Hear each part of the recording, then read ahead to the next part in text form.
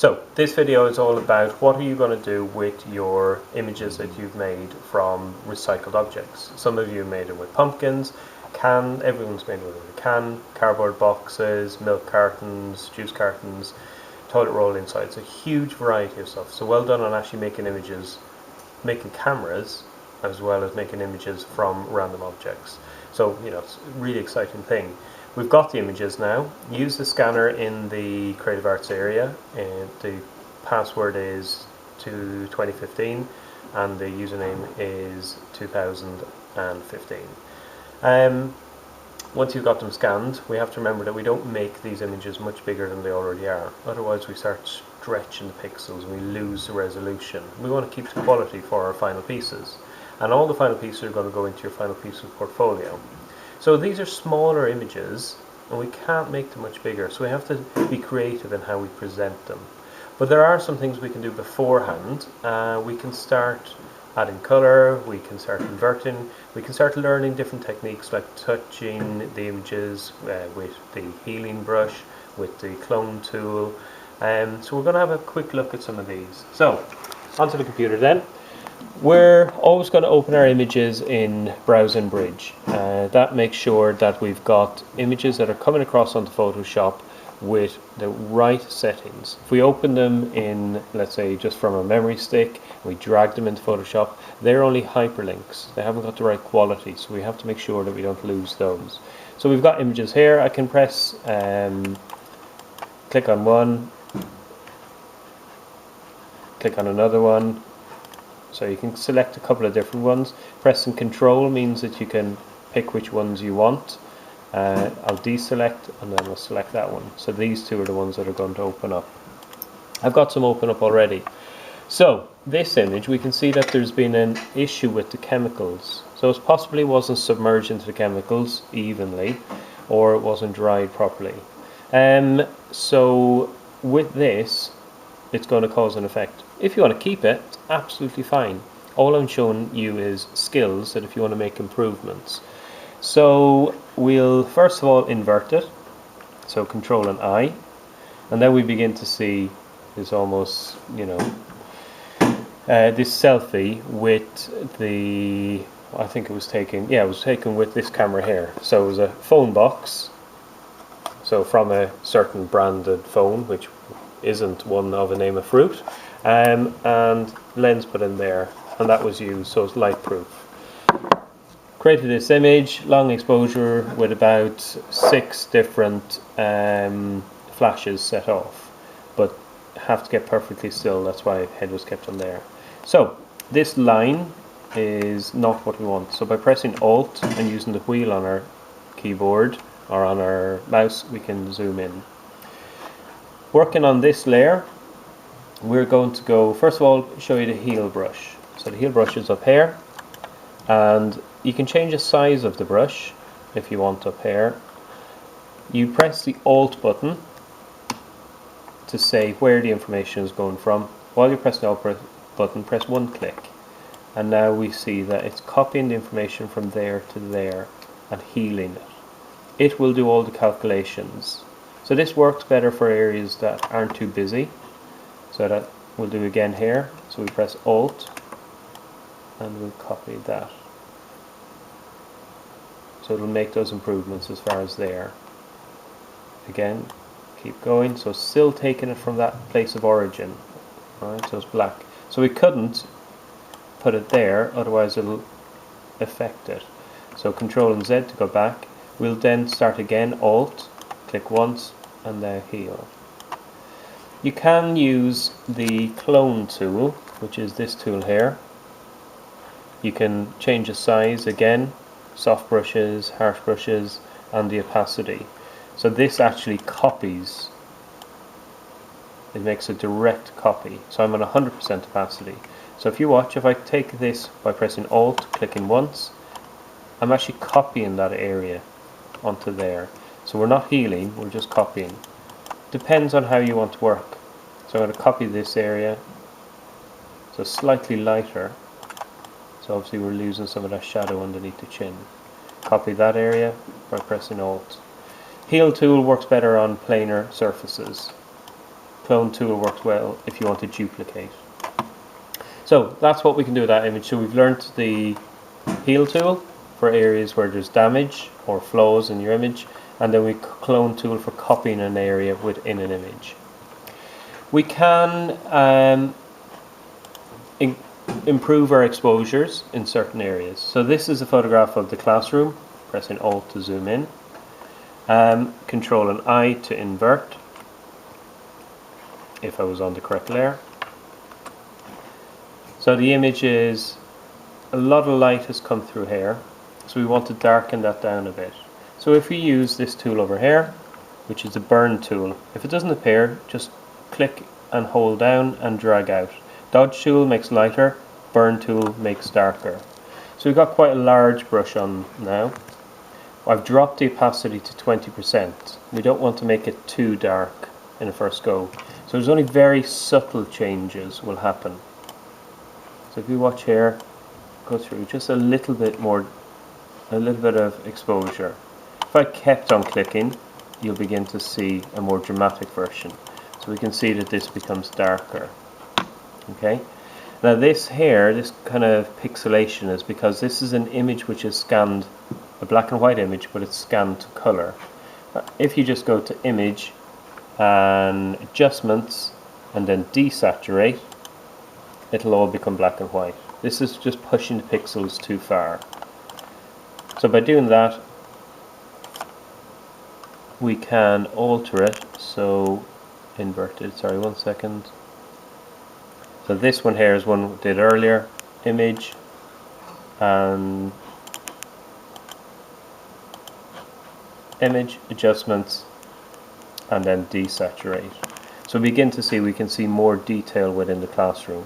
This image, again taken with the phone box camera, was a half an hour exposure. We can see that the door is open and closed, and this was actually a classroom full of students who kept moving around, so you can't see them. The image here is one of the students, again really good topic of using toys.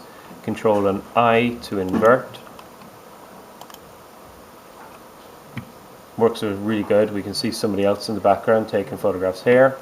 And what you can do is you can add some color to this. So being minions, they're going to be yellow. If we go to the paintbrush tool, again drag it out, brush tool.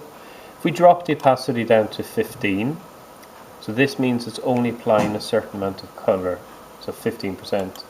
We'll select the minion skin tone, similar to The Simpsons, and we will gently brush it on. So it's like spray paint, it's only putting on a small amount. Keep your finger on the button, because if you let go and go over it again, it'll add 30%. So it'll be a stronger strength if you've painted over the same area twice. So for the moment, I can go over this again, but because my finger hasn't released, it's not going to double the layer. So this adds in the color. So I'll show you what I mean. Now if I go again, I've gone up to 30. So adding that a little bit more does help. Some areas you'll only want to put in a lighter color, but because it's a low opacity, it's not painting on a huge amount, so we can still see the features. We'll just quickly change to dungarees, putting on a blue.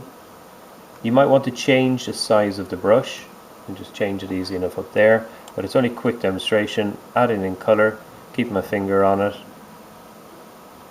Now his arms should be yellow, so we're just adding color. You don't have to do a huge range of colors, it's only a light opacity. A finished result, something similar to that. So you can add in any colors that you want for background, just make them general. So that's adding color. So using the paintbrush tool, dropping the size of the brush to whatever you want. Soft brush works well. And when I say soft brush, I mean one of these ones here. And then dropping the opacity to 15. You've got a couple of different techniques. Now we need to know about images and how we can work with them. So File, New, and create an A3 page, international paper size, making sure that it is there and put in the file name on top of it. So say what it is. So I've got one already. So we've got an A3 page here where they were all inverted beforehand. Actually, we're going to work, yeah, we'll work on the A3 one for the moment. So this is a full-size A3 page. We've brought them across because we've opened them in Bridge. So we've opened up the originals. So here's one of the original ones. We've just gone with the move tool and we've pushed it across onto the page that we want. Like keeping hold of it and then just dropping. So we've got a duplicate. So that was inverted, Control and I. We'll get rid of that for the moment. What you will need to do with some of your images, you'll need to crop them. Okay, just need to open up the page where we've got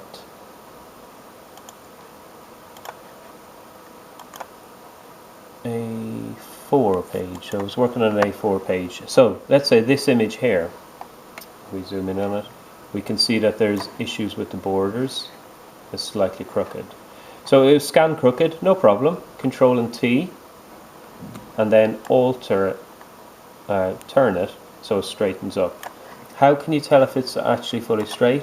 Well, with your rulers, so if your rulers are not on, just do Control and R, or View, and then Rulers. Okay, put them on. Click on the mid part of the ruler and drag a blue line down. It's a very faint blue line that does not appear on your prints. So once you've got that, then go back to your move tool with auto select on. So auto select is there, and do control and T.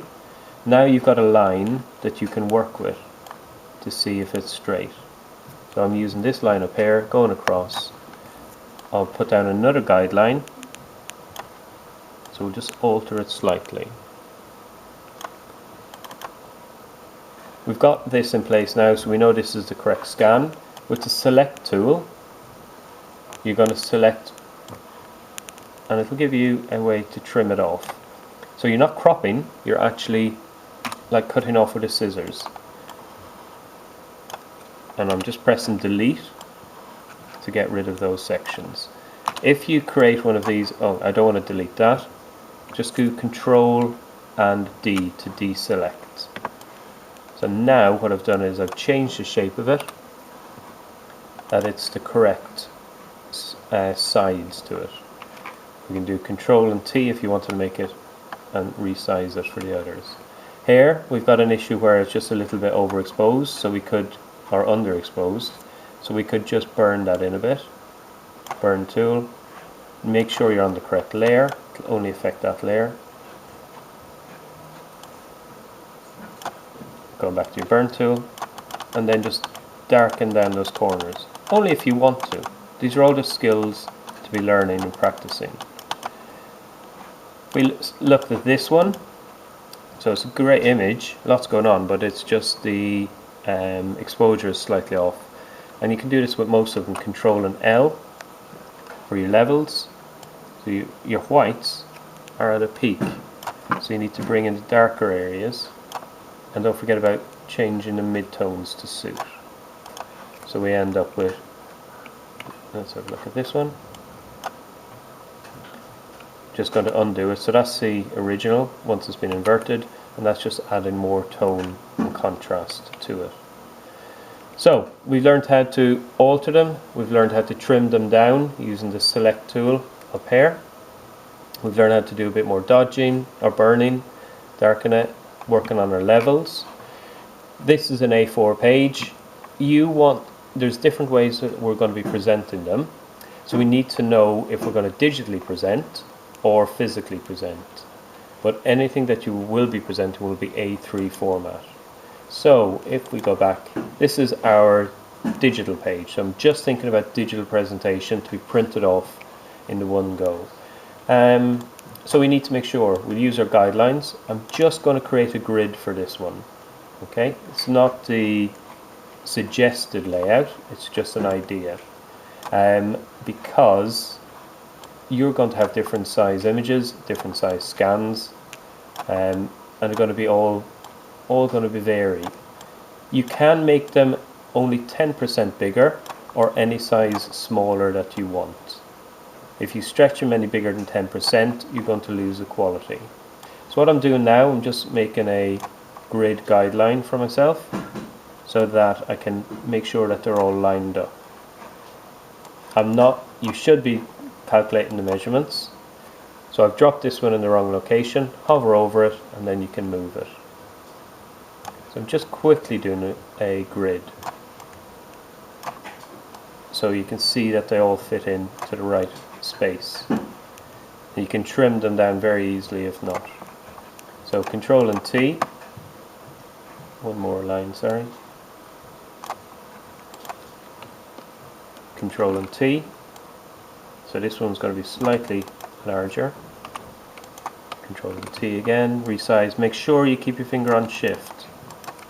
The auto select means that once you click on a layer, you're there. And another guideline.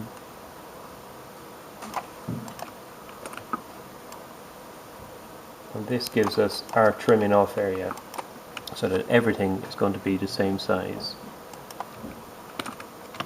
Double click to accept, Control and T. And very quickly we're going to go around, so Move tool, select. It's not going to affect anything else apart from this layer that I pre-selected. Move tool, select this one, and if you notice, it clicks into place for that guideline.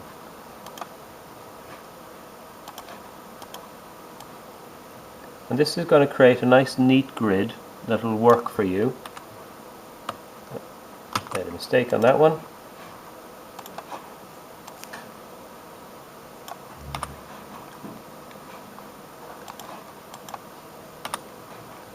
Control and D to deselect. And delete. So now we've got this grid formation.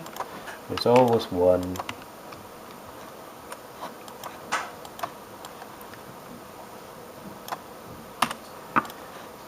Background layer, double click it to make it an active layer, so it's a physical sheet of paper. So what you can do is you can say, right, I want to put that in as black.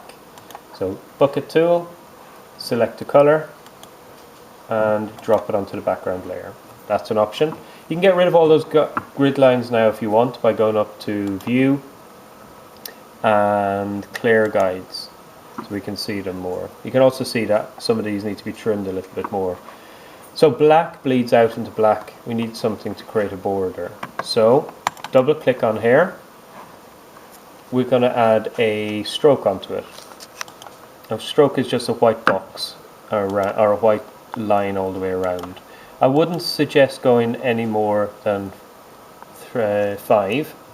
So we're selecting the color and 5. So that's giving a white line around the edge. Works really well. So that, if you look, we could save that setting. So it's a stroke, it's a white color, and it's a size 5. We could save that under New Style and just change the name to save you doing all those settings again and again. You would go to the layer that you want, double click on this area of it, or you can go down to Layer Effects, which is down in the corner, and if you go to Styles, which is up here, this is the one we've renamed, so it's white border, and it's just preset, but it's done for you. You could do the opposite. You could have a white page. So if we go back and change the color on our background, so we change it to white, and then you could put on a black stroke if you wanted. So we'll do it on this one. Oops. So stroke seals off the image. So when you're doing it physically, you would do it with a piece of card. There's a very fine black line just going around that now. So there's some ideas. Grid formations, you can have them different sizes, different layouts, but we need to know how to print it. And we're going to do a separate video for printing because it's something that people need to check back on a regular basis. So now we're going to go over and look at some physical pieces.